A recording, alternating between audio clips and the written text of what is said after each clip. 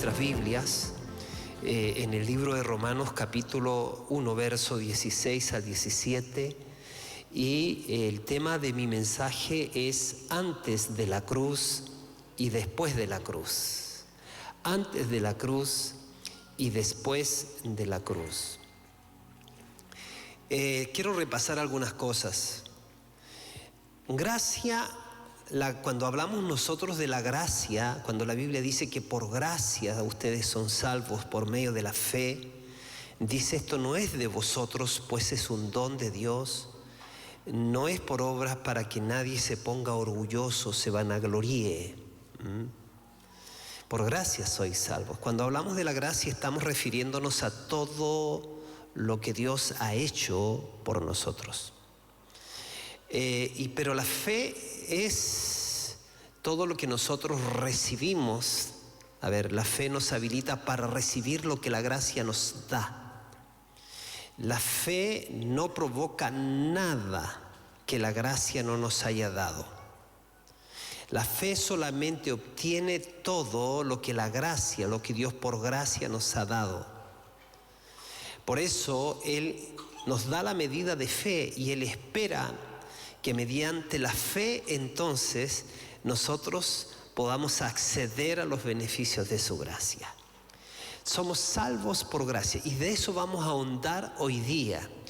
Y oro al Señor para que Él nos dé espíritu de sabiduría y de revelación. Señor, danos ese espíritu de sabiduría y de revelación que opere en nosotros, para que nosotros, no mirando nuestros méritos, podamos acogernos a tu unción hoy día, a tu impartición. Gracias, porque sabemos que estás en medio de nosotros, estás en nosotros. Y Señor, yo oro para que yo pueda tener libertad y compartir esta palabra que va a ser de tanta bendición para nosotros. En el glorioso nombre de Jesús oramos. Amén y amén. Así que te invito desde ya, por favor, a no permitir ninguna distracción, ningún agente foráneo te debería de interrumpir. Viniste acá, fuimos convocados por Dios y vamos a ser edificados. ¿Qué te parece? Amén. Bien, fíjese que dice en Romanos capítulo 1, verso 16 al 17, Pablo dice, porque es un pasaje que conocemos, ¿no? Porque no me avergüenzo del evangelio, dice, porque es poder de Dios para salvación a todo aquel que cree, al judío primeramente y también al griego. Y luego dice, porque en el evangelio la justicia de Dios se revela por fe y para fe, como está escrito, el justo por la fe vivirá. Wow, este pasaje lo he leído tantas veces y de alguna manera enfatizaba al no me avergüenzo del evangelio porque es poder de Dios. Claro, en nuestros primeros pasos con Dios tenemos que enfrentar la posibilidad de que nos avergüencen, que nos rechacen. Pero casi no enfatizaba el verso 17 porque en el evangelio la justicia de Dios, esa palabra justicia de Dios es algo de la que tenemos que profundizar. Dice que se da a conocer o se imparte por fe y para fe. Como está escrito, el justo por la fe vivirá. Cuando hablamos de gracia hablamos de comernos las roscas. Hablamos de recibir, ¿cierto? Dejarnos amar. Hablamos de entender que a veces queremos recabar nosotros cuando viene algún bien hacia nuestras vidas. De inmediato buscamos si hay algún mérito de parte de nosotros que merezca ese bien. Porque desde pequeños se nos inculca de que todo lo que tenemos que ir por la carrera de los logros. Y de verdad que sí, tenemos que ir y esforzarnos por lograr objetivos. Y entonces, como ya entendemos que nuestros esfuerzos son los que, por ejemplo, trabajas todo el mes, terminado el mes, entonces el jefe a ti no te está dando un regalo. Si trabajas para un jefe o trabajas como independiente, a fin de mes cuando extraes los recursos, ¿cierto?, que le llamamos el salario, eso no es un regalo, nosotros decimos es el pago. Es el pago por mi esfuerzo. Entonces todo como que lo medimos así. Yo me lo merezco, ¿no? Pero muchas veces ese sentido, el buen sentido de superación, es un obstáculo para entender la gracia, para entender cómo Dios ha hecho para que nosotros podamos ser sus hijos y podamos vivir bendecidos. Entonces, lo primero que quiero establecer acá es que en esta adereza mesa delante de mí en presencia de mis angustiadores. ¿Te acuerdas que David tuvo como una vislumbre de la gracia? En esta mesa que el Padre pone, en esta mesa tú no traes nada a la mesa. Dios lo pone todo. Y quiero que hagamos hagamos un contraste entre lo que sucedía antes de la cruz y después de la cruz. ¿Sabe? Toda escritura es inspirada por Dios, útil para enseñar, para redarguir, para corregir, para instruir en justicia, a fin de que el hombre y la mujer de Dios sean enteramente preparados para toda buena obra. Bien, esta es la palabra de Dios. Y la palabra de Dios transforma nuestra vida. Sin embargo, necesitamos entendimiento para abordar la palabra. Hay realidades y tratos de Dios con el hombre en el Antiguo Testamento, en el Antiguo Pacto, que ya no lo son en el Nuevo Pacto. Hay cosas que se hicieron en el Antiguo Pacto que hoy día ya nosotros no podríamos aplicarlas a lo que sucedió después de la cruz. Hay un antes de la cruz y hay un después de la cruz. Antes de la cruz, David decía: no quites de mí tu Santo Espíritu. Después de la cruz, Jesús dijo: yo rogaré al Padre y Dios les enviará otro Consolador para que esté con vosotros para siempre. ¿Ves? Él nos promete: yo no te voy a dejar, yo no te voy a desamparar. Entonces necesitamos a veces situarnos en base a qué pacto estamos leyendo la palabra. Y sígame en esto, porque te va a bendecir muchísimo. No te olvides que tu fe, cierto, con la que tú agradas a Dios, porque el justo por la fe vivirá, está centrada y descansando solamente en lo que Dios te ha dicho. No es fe la fe. El justo por la fe vivirá. Sin fe es imposible agradar a Dios. Pero no es fe la fe, es fe en lo que Dios te ha dicho. Fe también se deletrea confianza. Fe se deletrea también recibir. Así que vamos a hacer el contraste del antes de la cruz y después de la cruz. Antes de la cruz, fíjense, la relación del hombre con Dios dependía de lo que él hacía. Después de la cruz depende de lo que el hombre recibe por fe. ¿Cómo así? Lo que el hombre hacía antes de la cruz era clave y para tener una relación con Dios, una buena relación con Dios. Lo que el hombre hacía era clave, tenía que ver con su justicia, tenía que ver con estar bien delante de Dios antes de la cruz. ¿No? Dios antes de la cruz el hombre antes de la cruz tenía que hacer cosas, por así decir, continuamente como para agradar a Dios. Tenía que ver con lo que él hacía, pero después de la cruz ya nuestra justicia ya no está basada en lo que nosotros hacemos. Nuestra justicia delante de Dios, ser declarados justos delante de Dios, no está basado en lo que nosotros hacemos, sino en lo que Jesús ya hizo por mí, y mi justicia ahora es mi fe en Jesús. Antes de la cruz era de una manera, luego después de la cruz algo cambió y fue ajustado. Por ejemplo, para aquellos que toman notas, en Marcos 2 del 21 al 22 dice lo siguiente: nadie pone remiendo de paño nuevo en vestido viejo, de otra manera el mismo remiendo nuevo tira de lo viejo y se hace peor la rotura. Y dice: y nadie echa vino nuevo en odres viejos, de otra manera el vino nuevo rompe los odres y el vino se derrama y los odres se pierden. Pero el vino nuevo en odres nuevos ha de ser echado o se ha de echar.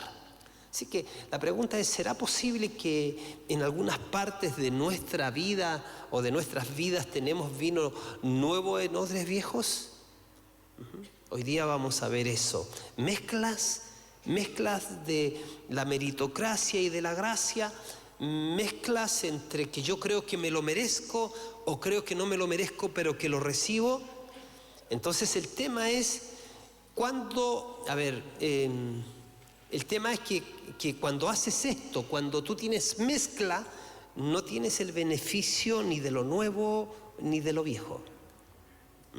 Y hoy día vamos a disponernos para que el Señor nos dé entendimiento de lo que el Señor ha hecho a favor de nosotros y cómo es que tiene que activarse nuestra fe para recibir todos los beneficios del Señor. En Colosenses 2:8 dice: mirad que nadie les engañe por medio de filosofías y huecas sutilezas, según las tradiciones de los hombres, conforme a los rudimentos del mundo y no según Cristo. Así que es importante mirar a partir de ahora lo que viene de Cristo. Él es nuestro sumo sacerdote, Él es el mediador del nuevo pacto, ¿no? Y dice que nos hizo a nosotros ministros competentes del nuevo pacto, ¿no? ¿Y a qué se refiere entonces la palabra sobre el que hemos sido, por ejemplo, bendecidos? Cuando tú miras Efesios, dice: bendito sea el Dios y Padre de nuestro Señor Jesucristo, que nos bendijo con toda bendición espiritual en los lugares celestiales. ¿Se acuerdan que hemos estado hablando de eso? Entonces la pregunta es: ¿qué quiere decir esto que hemos sido bendecidos? ¿A qué se refiere? ¿Qué implica el hecho que hemos sido bendecidos? Fíjense, antes de la cruz, entonces el ser humano era bendecido cuando obedecía y era maldecido cuando no obedecía. Te lo digo, te lo personalizo. Antes de la cruz eras bendecido solo cuando obedecías y eras maldecido cuando no obedecías. Solo eras bendecido por algo que tú hacías antes de la cruz. Dice por ejemplo en Deuteronomio 11:28: la bendición si obedecieres los mandamientos de Dios que yo te prescribo hoy, y la maldición si no oyeres los mandamientos de Jehová nuestro Dios. Así que antes de la cruz había una condición de hacer. O sea, si haces estas cosas, tienes estas bendiciones. Si haces estas otras cosas, tienes estas maldiciones. La pregunta es: ¿habrá algo que cambió después de la cruz? A ver, veamos. Gálatas capítulo 3, verso 13 dice lo siguiente. Si me puedes ayudar ahí en Gálatas 3:13. Dice que Cristo nos redimió de la ley. Escuche, dice que nosotros somos sus redimidos. Somos sus redimidos. Tú y yo somos sus redimidos. Aquí hay algo grande, ¿no?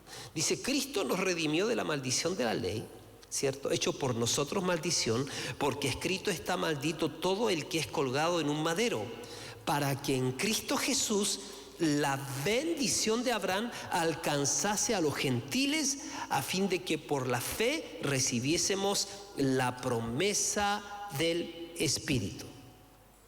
Fíjate, usted fue redimido, tú fuiste redimido, tú no tienes ninguna de las maldiciones que están enumeradas en Deuteronomio 28, pero sí tú tienes las bendiciones del Señor. Por eso que Pablo dijo que hemos sido bendecidos. Tienes las bendiciones por el regalo de la obediencia, no de tu obediencia. Tienes las bendiciones por el regalo de la obediencia de Jesús, no de tu obediencia. Escúchame. A mí Dios me bendice por mi obediencia. No estoy diciendo que no hay que obedecer, pero estoy diciendo de que Él nos bendijo cuando ni siquiera nosotros habíamos nacido. Que Él nos bendijo, que Él entregó su vida para que nosotros, solamente recibiendo todo lo que significó su sacrificio, recibiendo todo lo que impartió en el hecho de la cruz, fuésemos bendecidos. Ajá. Tú eres un bendecido, yo soy un bendecido. Tú eres un redimido, yo soy un redimido. Después de la cruz fuimos redimidos por Jesucristo. Antes de la cruz nuestra relación de bendición dependía de lo que teníamos que hacer. Fíjate, somos sus redimidos. Bienaventurado a quien Dios no inculpa, o sea, bienaventurado el hombre a quien Dios no inculpa de pecados. Dios ya lidió con nuestros pecados. ¿Cuándo? Cuando puso nuestros pecados en el cuerpo de Jesucristo. Ahí lidió con nuestros pecados. Cristo ya lidió con nuestros pecados. Él tomó nuestros pecados, dice la Biblia, sobre sí mismo. Entonces ya está hecho. Él ya lidió con nuestros pecados. Antes de la cruz, Dios estaba distante. Dios estaba inalcanzable para la gente. Eso tú lo vas a leer en Éxodo 19:12, dice: y señalarás término al pueblo en derredor, diciendo: guardaos, no subáis al monte ni toquéis sus límites. Cualquiera que tocare el monte, de seguro morirá.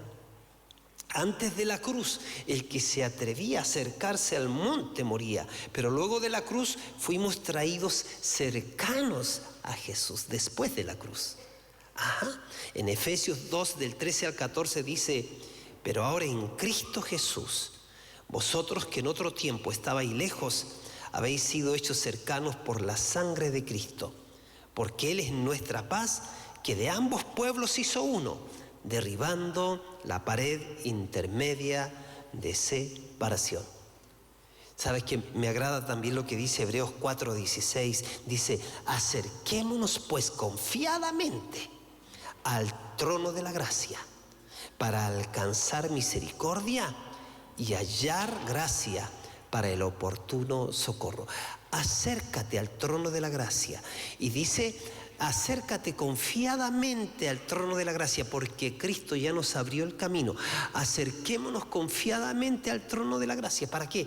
Para alcanzar misericordia, pero también para hallar gracia para el oportuno socorro. Nosotros necesitamos oportunos socorros continuamente, en distintas circunstancias de la vida, y Dios permanentemente está ahí operando para nosotros. Yo sé que corro riesgos al predicar esta palabra, porque a veces uno quisiera lograr mayor consagración de la gente, mayor respuesta de la gente, mayor servicio de las personas, mayor asistencia de las personas. Sin embargo, creo que el hecho de que las personas no respondan a la gracia no quiere decir que la gracia no debe predicarse. Antes de la cruz tú no podías tocar a Dios, si lo hacías morías, pero ahora con Jesús hemos sido acercados a Él. Bendita misericordia. Antes de la cruz, en la ley mosaica, fíjese que la ley, dice la Biblia, que es buena. La ley es buena, es perfecta, es eterna y es parte del carácter de Dios.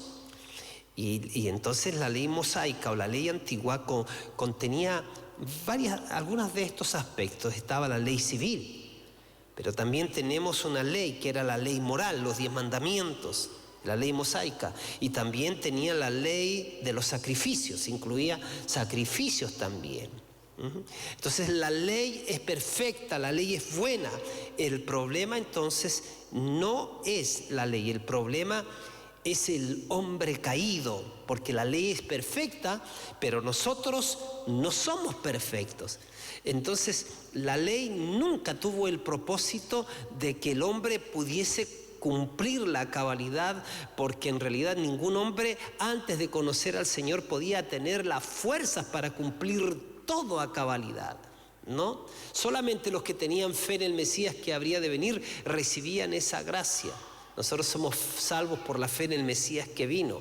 Pero la ley tenía el propósito de mostrar al hombre que él era un pecador. Y cuando el hombre decía: soy un pecador, ¿quién me podrá ayudar? Entonces ahí venía el concepto de la gracia, del sustituto, de aquel Cordero de Dios que el Padre estaba preparando, que iba a morir a favor de todos nosotros. En la antigüedad, cíclicamente, cíclicamente el sacerdote ofrecía un cordero para cubrir el pecado de los seres humanos. Pero entonces iba el penitente delante del sacerdote, y el sacerdote que estaba oficiando ahí no miraba al penitente con qué cara venía, sino que más bien miraba el sacrificio, si era precisamente lo que Dios había establecido como sacrificio. Y el sacerdote recibía entonces el sacrificio, que era el sustituto del pecador. Dice que ponía la mano sobre el pecador y la mano sobre el corderito que iba a ser el sacrificio. Entonces lo que sucedía es que la culpa del pecador pasaba al corderito inocente, ¿cierto? Y el corderito moría por los pecados como sustituto. Pero también lo que no se habla mucho es que la pureza del animalito inocente le era transferida al pecador. Pero esa acción solamente cubría el pecado, no lo quitaba. Cuando Jesús viene a ser bautizado por Juan, Juan hace una declaración ante los que estaban mirando, entre ellos habían los religiosos de su tiempo. Y Jesús y Juan el Bautista dice: he aquí el Cordero de Dios, y los deja locos porque dice: el Cordero de Dios que quita el pecado del mundo. ¡Wow! ¿Qué estaba viendo Juan? Juan tenía revelación de algo impresionante que iba a lograr Jesucristo en la raza humana. No solamente iba a cubrir los pecados, iba a provocar el Cordero de Dios, que era Jesucristo, una obra tan inmensa en los corazones de los seres humanos, que no solamente iba a tratar con perdonar a los seres humanos de su pecado, de sus pecados, sino que el Señor venía para tratar con la fábrica que genera el pecado. Mira esto. Entonces, la ley es perfecta. Lo que Adán hizo en el huerto del Edén nos dejó una gran necesidad, la necesidad de un Salvador. La ley regulaba al hombre de lo que era bueno, de lo que era malo, pero la ley no impartía la naturaleza, las fuerzas, el poder para que el hombre no pecara. Así que siempre estuvo en la mente de la historia, en la historia del ser humano, en que el Padre tenía preparado un plan perfecto, y ese plan se iba a manifestar en Jesucristo, ¿no? Bajo la ley el hombre era esclavo de sus pecados, pero la Biblia dice que un día Dios manifestó la gracia en Jesucristo. La gracia es todo lo que Dios ha hecho a favor de nosotros. Se define gracia como un favor inmerecido. No lo merecemos, pero Dios, porque es amor, decidió enviar a su Hijo Jesucristo para recuperarnos para Él. Oro en mi corazón que esto te sea una revelación dentro de ti. La gracia es lo que Dios ha hecho para salvarnos. La gracia no es libertad para pecar. La gracia te enseña y te habilita, te capacita para no pecar. Alguien dice: pastor, si alguien recibió la gracia, usted dice que la gracia no es algo que hacemos nosotros, es algo que Dios hace. Entonces una persona que recibe la gracia, que recibe a Cristo, recibe el perdón, ¿puede seguir pecando? Pues Dios lo ama. O sea, ¿seguiremos pecando para que la gracia abunde? Pablo enseñaba que donde abunde el pecado, sobreabunda la gracia. Y Pablo decía: en ninguna manera, porque los que hemos recibido al Señor, ¿cómo vamos a seguir pecando si algo nos cambió por dentro? A ver, te lo explico así, sígueme en esta.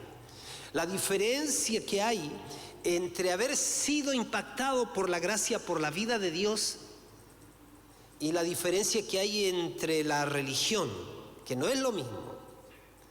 El religioso, todo depende de él, cree que haciendo ciertas cosas agrada el corazón de Dios. Pero los hijos de Dios, los que hemos nacido de nuevo, sabemos que no fue algo que nosotros hicimos, sino algo que recibimos. En realidad alguien recibimos al Señor. ¿Se acuerdan del ejemplo de la rana y el escorpión? Ahí la rana conversando con el escorpión, la rana chapoteando en su super hiper posa, ¿no? El escorpión desde este lado, dialogando a la orilla, le dice: ranita, ya que nos hemos hecho amigos, hemos conversado tanto, ¿habría la posibilidad que me pases al otro lado del lago? Entonces el escorpión dice, la rana dice, no. Ve que si yo te paso al otro lado, tú te subes arriba mío y te paso al otro lado, en el camino tú me pegas el lancetazo y me matas. El escorpión le dice: pero ¿cómo voy a hacer eso? ¿No te das cuenta que si vamos los dos por la mitad del lago, de la poza, cierto, y yo te pico, entonces te vas a morir tú y me voy a ahogar yo? Y la rana dice: tiene sentido para mí, dice la rana. Tiene sentido para mí. Y ya le dice, súbete. Y cuando van por la mitad de la poza, ¿qué hace el escorpión? La pica igual. Y la rana dice, pero ¿cómo se te ocurre hacer eso? ¿Ya? ¿Cierto? Me voy a morir yo y te vas a morir tú. ¿Y sabes qué responde el escorpión? Le dice, sí, ranita, sí, yo sé que nos vamos a morir los dos, pero es que lo que pasa es que yo te prometí que no te iba a picar, pero lo que pasa es que no puedo ir contra mi naturaleza. La religión es como el escorpión que hace promesas y podrá imitado, pero jamás igualado. Y la persona religiosa no experimenta la plenitud del Señor porque vive por normas. Pero cuando tú recibes la vida, que es Cristo, entonces va más allá de la norma. El que vive regulado por leyes externas solamente hace lo que le dice la ley externa. Pero el que vive regulado por la vida de Cristo recorre la milla extra. Si eres un hijo de Dios, si has dejado de recorrer la milla extra, tienes que revisar, ¿no será que al Señor lo tienes pero como religión? Por favor, no esté chateando, yo miro todo, no esté chateando, porque no creo que mientras yo estoy hablando usted esté escribiendo los textos bíblicos, porque no menciono ninguno hasta este momento. Así que por favor déjese, o si no pierde su tiempo. Si usted viene acá y se pone a chatear, no es inteligente, perdió su tiempo. Mejor hubiese sido que se quede en su casa para hacer lo que está haciendo ahora. ¿Ya? Cierro paréntesis. Estoy intentando entonces de plantear que el Señor viene a hacer de nosotros no religiosos, viene a hacer de nosotros una nueva creación, un nuevo hombre, una nueva mujer. La gracia es lo que Dios ha hecho para salvarnos. La gracia no es libertad para pecar. La gracia te enseña y habilita a no pecar. Si estás bajo la gracia, ella te va a enseñar cómo vivir sobria, justa y piadosamente. Si alguien comete pecado y viola los mandamientos de la ley y rechaza la gracia, la Biblia dice que esa persona llevará su pecado. Antes de la cruz, el ser humano camina en una conciencia de pecado por su relación, por la relación que tiene con el pecado. Entonces continuamente vive con su conciencia contaminada. Pero la Biblia dice que después de la cruz tenemos redención del pecado por la sangre de Jesús. Dice que somos limpios de todo pecado, que su perdón nos liberta de una conciencia culpable, porque Dios ya no recuerda nuestros pecados. Sígame en esto. Dice Hebreos 8:12, dice, porque seré propicio a sus injusticias y nunca más me acordaré de sus pecados y de sus iniquidades. Por lo mismo entonces debes adorar a Dios, debes vivir agradecido, que caminas como un hijo amado, como una hija amada por Dios. El mal que tú y yo merecíamos no lo recibimos, y no lo recibimos gracias a Dios por su misericordia. Todos nuestros pecados ya fueron perdonados. Dice la Biblia que Él llevó todos nuestros pecados. El único lugar donde existen tus pecados pasados es en tu memoria. Y sígueme en esto, porque esta es la razón por la que tienes que renovar tu mente. La cosa más importante para alguien que no conoce a Dios es nacer de nuevo. Pero para una persona que conoce a Dios, la cosa más importante es renovar continuamente su mente. Por eso que estamos diciendo, esta es mi Biblia, la palabra de Dios. Yo soy lo que mi Biblia dice que soy. Yo tengo lo que mi Biblia dice que tengo y puedo hacer lo que mi Biblia dice que puedo hacer. Hay gente que establece su relación con Dios por medio de las cosas que hace. ¿Y sabes qué? Hace cosas para mantener cerca a Dios, y cuando no hace cosas piensa que Dios está muy lejos. Como consecuencia de eso, no disfruta a Dios. Tú tienes que saber que Dios vino a tu vida, te recibió como hijo. Y claro, ya ahora tú no te acercas a Dios haciendo buenas obras, sino que porque estás en Dios y Él está en ti, es que haces esas buenas obras que Dios preparó de antemano para que tú andes en ellas. Ajá. Los pensamientos que Dios tiene acerca de nosotros no son pensamientos de mal, son pensamientos de bien para darnos un futuro de gloria, un futuro y una esperanza viva. Así que la cosa más importante para alguien que no conoce a Dios es nacer de nuevo, pero para un cristiano es renovar su mente. Y mi querido, el renovar la mente no es un evento de una sola vez, es un proceso de un estilo de vida. Continuamente en nuestra búsqueda vamos renovando la mente. Y el hecho, mi querido, que hagas algunas cosas, el hecho que ores demasiado, no necesariamente quiere decir que estás renovando tu mente. Así que nosotros necesitamos pedir a Dios continuamente que por su palabra podamos introducirnos en su verdad. Antes de la cruz, te guiabas por el patrón de no harás. No harás. Después de la cruz, la Biblia, el Señor dice, yo haré. Antes de la cruz tú te guiabas por el patrón de no harás. Pero cuando vienes a Cristo, el Señor te dice, yo haré. Por ejemplo, Hebreos 8, del 8 adelante dice, porque reprendiéndolos dice, he aquí viene el día, dice el Señor, en que yo voy a establecer con la casa de Israel y la casa de Judá un nuevo pacto, no como el pacto que hice con sus padres, el día que los tomé de la mano para sacarlos de la tierra de Egipto, porque ellos no permanecieron en mi pacto y yo me desentendí de ellos, dice el Señor. Por lo cual este es el pacto que haré con la casa de Israel después de aquellos días, dice el Señor. Pondré mis leyes en la mente de ellos y sobre sus corazones las escribiré. Y seré a ellos por Dios y ellos me serán por mi pueblo. ¡Qué maravilla! Porque seré propicio a sus injusticias y nunca más me acordaré de sus pecados y de sus iniquidades. Entonces Dios dice, yo haré. O sea, Él te dice, yo voy a libertarte de la muerte, yo voy a libertarte o liberarte de la enfermedad, yo voy a liberarte de la confusión, yo voy a liberarte del temor, yo haré. Yo estoy contigo, yo te abro camino, yo soy el Señor que te llamo, yo soy el que te pastoreo.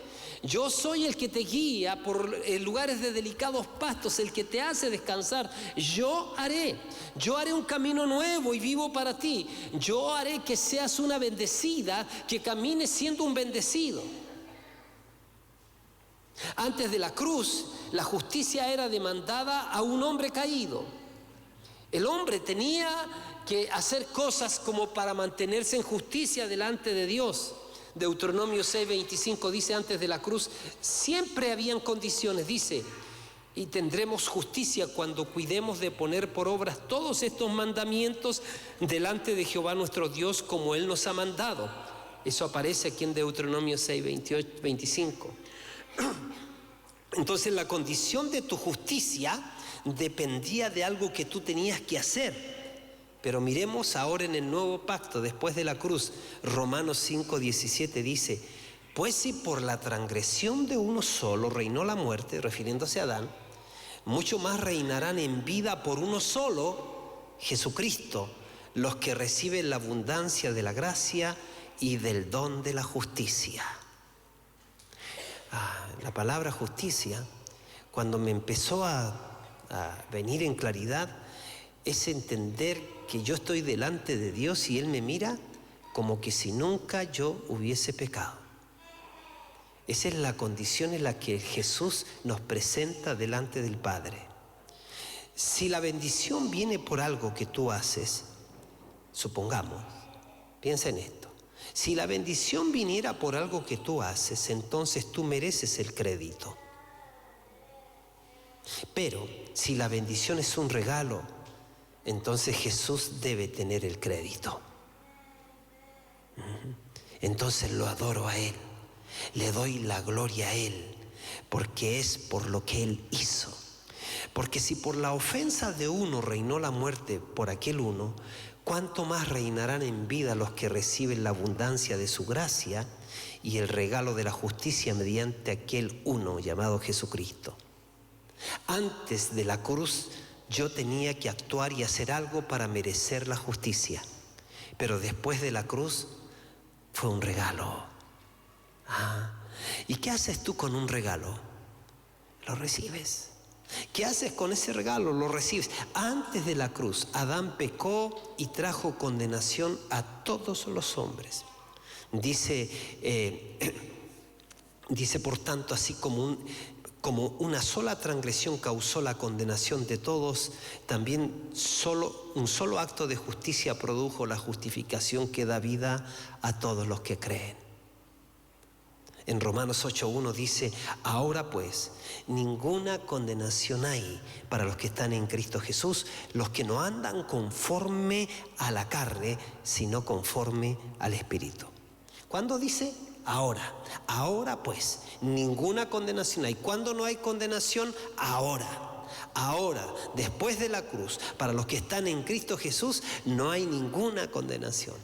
Tú y yo estábamos en Adán y las obras de Adán hacíamos, pero Pablo dijo: de modo que si alguno está en Cristo, es una nueva creación. Fuimos puestos en Cristo. Ninguna condenación hay para los que están en Cristo, ¿no? Los que no andan conforme a la carne, los que no andan conforme a la naturaleza humana no regenerada, porque el Señor te regeneró la naturaleza, ¿no? El día en que llegaste a Cristo, recibiste el regalo de no condenación. Si estás en Cristo Jesús, no hay ninguna condenación. Así que no camines condenándote. Recibe el regalo de la no condenación. Camina en eso. Mira, antes de la cruz no había mediador entre Dios y el hombre. Cuando tú miras ahí en Job 9:33, dice: no hay entre nosotros árbitro que ponga su mano sobre nosotros dos. Pero esto cambió después de la cruz. Dice Pablo a Timoteo, 1 de Timoteo 2:5, porque hay un solo Dios y hay un solo mediador entre Dios y los hombres. Ese es Jesucristo hombre. En Hebreos 9:15 dice: así que por eso es mediador de un nuevo pacto, refiriéndose a Jesús. Eso es en Hebreos 9:15. Así que por eso es mediador de un nuevo pacto, para que interviniendo muerte para la remisión de las transgresiones que había bajo el primer pacto, los llamados reciban la promesa de la herencia eterna. En Juan 14:6 Jesús dijo: yo soy el camino, yo soy la verdad, yo soy la vida, y nadie viene al Padre si no es por mí. Hebreos 8:6 dice: pero ahora tanto mejor ministerio es el suyo, cuanto es mediador de un mejor pacto establecido sobre mejores promesas. Así que Jesús es mi árbitro, Jesús es mi mediador, Jesús es mi salvador. Yo estoy con Él y Él está en mí, no estoy solo. Y en estos minutos, en estos últimos minutos, que son como 7 minutos, quiero darte quizás lo más importante de esto.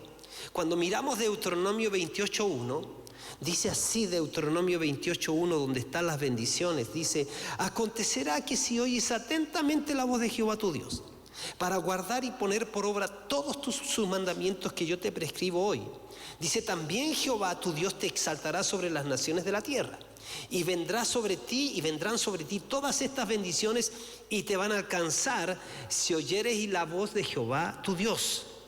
Escuchen acá, mire, ponga atención. Aquí en esto que leemos de Deuteronomio 28 hay un requerimiento. Ahí el hombre tiene que hacer algo, ¿no? Pero mire lo que dice en Gálatas capítulo 3, verso 13 al 14. Te estoy hablando de las cosas como eran antes de la cruz y de las cosas como son después de la cruz. Escúchame bien. Mira lo que dice Gálatas 3, del 13 al 14. Cristo nos redimió de la maldición de la ley, hecho por nosotros maldición, porque está escrito: maldito todo el que es colgado en un madero, para que en Cristo Jesús la bendición de Abraham alcanzase a los gentiles, que somos nosotros, a fin de que por la fe recibiésemos la promesa del Espíritu. Somos bendecidos no por lo que hacemos, sino somos bendecidos por lo que Jesús hizo hace 2000 años a favor de nosotros. Soy un bendecido por los méritos de Cristo, por lo que Él hizo por mí. Amén. Mateo 19, del 16 al 17 dice: entonces vino uno y le dijo: maestro, bueno, ¿qué voy a hacer para tener la vida eterna? Mira, ¿qué tengo que hacer? ¿Qué haré para tener la vida eterna? Y él le dijo: ¿por qué me llamas bueno? Ninguno hay bueno sino uno, Dios. Mas si quieres entrar en la vida eterna, guarda los mandamientos. Pongan atención en esto. Este hombre viene a hablar con Jesús y él quiere saber lo que tiene que hacer para tener la vida eterna. Y miren la respuesta. ¿Quiere saber la respuesta? Le está diciendo Jesús. Le dice: ¿por qué me llamas bueno? Jesús enfatiza para que este hombre piense en la bondad de Dios. Ninguno hay bueno, sino solo uno. Él es bueno. Dios es bueno. Es la bondad de Dios, dice la Biblia, que nos lleva al arrepentimiento. Romanos 2:4 dice: o menosprecias las riquezas de su benignidad, paciencia y longanimidad, ignorando que su benignidad te guía al arrepentimiento. Es la bondad, benignidad y bondad es lo mismo. Es la benignidad, es la bondad de Dios que guía al hombre al arrepentimiento. Dios es bueno. La gente necesita saber que Dios es bueno, que Dios les ama, que Cristo al morir en la cruz le otorgó la salvación a todos los hombres, le otorgó el perdón a todos los hombres, le otorgó la sanidad a todos los hombres, la bendición a todos los hombres, pero los hombres tienen que recibir esa bendición por medio de la fe. Solo Dios es bueno. Si quieres entrar en la vida, entonces guarda los mandamientos, le dice. Pero mira, mientras Jesús estaba en la vida, la ley mosaica estaba en operación. Jesús era un profeta. Él nació bajo la ley para liberar a los que estaban bajo la ley, para que llegaran a ser hijos. Él dijo: guarda los mandamientos y tendrás vida eterna. Pero esto fue antes de la cruz. Pero veamos algo similar aquí en la Escritura, ahora, para que no quede así como: ¿qué está diciendo el pastor? ¿Se acuerdan ustedes? Síganme en esto. En Hechos 16 estaba Pablo y Silas, estaban presos. Esto es después de la cruz. Pablo y Silas estaban presos. Los habían azotado y ellos estaban adorando a Dios. Vino un terremoto, ¿cierto? Y dice que se cayeron los grilletes, las cadenas, quedaron todos libres. El soldado romano se iba a suicidar porque pensó que se le habían escapado los presos, ¿se acuerdan? Y entonces Pablo dice: no te hagas daño. Y el hombre le hace la pregunta: ¿qué tengo que hacer? Escucha, ¿qué tengo que hacer para ser salvo? ¿Qué tenía que hacer? Creer. Pero creer, mira, sí, cree, pero ¿creer en qué? Cree en el Señor Jesucristo y serás salvo tú y tu casa. Estamos hablando aquí de la vida eterna. ¿Qué tengo que hacer, cierto, para ser salvo de la vida eterna, ¿no? Cree en el Señor Jesucristo y serás salvo tú y tu casa. Aquí se ve antes de la cruz y después de la cruz. Cuando tú crees en todo lo que Él hizo por ti, eso está diciendo. No solamente creer como el personaje que existió una vez en la historia, no, creer todo lo que significa lo que Él hizo por ti, tú lo recibes, porque creer es recibir. Eso es suficiente para traerte transformación dentro de ti. No es que tú te acercas a Dios porque te esfuerzas por cumplir sus mandamientos. O sea, cuando Él viene a tu vida, ya no tienes que esforzarte, ya empieza a brotar el hecho de que caminas agradando su corazón, haciendo sus mandamientos.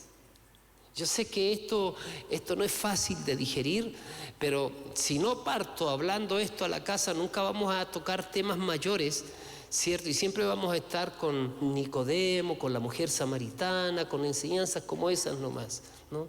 Entonces aquí se ve antes de la cruz y después de la cruz. Antes era guarda los mandamientos.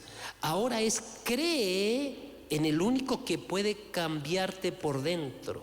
Cree en el único que puede poner una nueva naturaleza dentro de ti para hacer la diferencia. A veces preguntas, ¿qué prohíben en tu iglesia? A ver, no, tú cree en Jesucristo, recíbelo entero. Y cuando lo recibes entero, tú te vas a dar cuenta que procuramos por todos los medios no caminar por mandamientos humanos, ¿no? Que tenemos regulaciones para el buen vivir, sí, pero para nuestra relación con Dios es que Él pagó el precio, Él te recibió y Él va a empezar a indicarte un montón de cosas que no siempre están escritas, pero Él te las va a indicar. Es más allá de los mandamientos escritos. A veces Él te va a decir, hija, yo quiero que ayunes de televisión o yo quiero que ayunes de redes sociales, ¿no? Hay gente perdidísima, hijos de Dios, pero perdidos del propósito, perdidos de escuchar a Dios, de estar sincronizados con Dios en la misma casa del Señor, porque no están escuchando al Señor, ¿no? Entonces, cuando caminamos en el Espíritu, cuando nosotros empezamos a cultivar nuestra relación con Dios, te vas a dar cuenta que la guianza del Señor a veces va a ser incluso en cosas que no están escritas. En ninguna parte dice que no te pases metido en las redes sociales casi un montón de horas del día. Si visitáramos la palabra de Dios así como estamos metidos en las redes sociales, nosotros seríamos otra cosa en el mundo, ¿no?